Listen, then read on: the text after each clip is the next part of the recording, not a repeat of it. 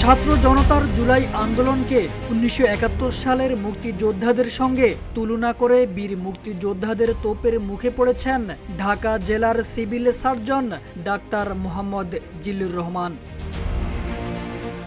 মহান স্বাধীনতা দিবস উদযাপন অনুষ্ঠানের এক পর্যায়ে বক্তব্য দেওয়া শুরু করেন ডাক্তার জিল্লুর রহমান। তিনি বলেন, ১৯৭১ সালে আমরা যে স্বাধীনতা অর্জন করেছিলাম তার এখনো অপূর্ণতা রয়ে গেছে, যার কারণ ২০২৪ সালে জুলাই আন্দোলন।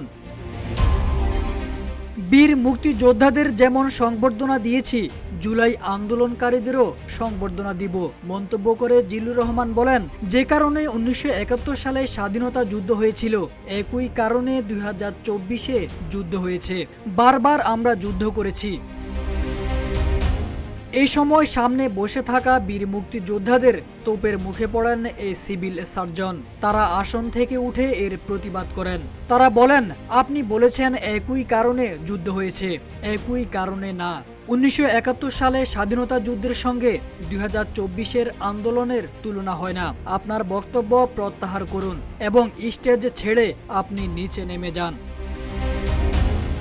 পরিশেষে নিজের অনাকাঙ্ক্ষিত ভুলের জন্য ক্ষমা চান civil surgeon doctor Mohammad Zillur Rahman. পরে এক বীর মুক্তিযোদ্ধা উপস্থিত সবাইকে নীরব থাকার আহ্বান জানান।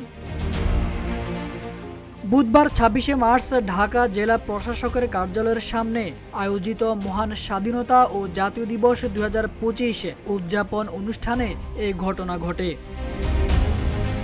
তারেক আজিজ খান, রূপালী বাংলাদেশ।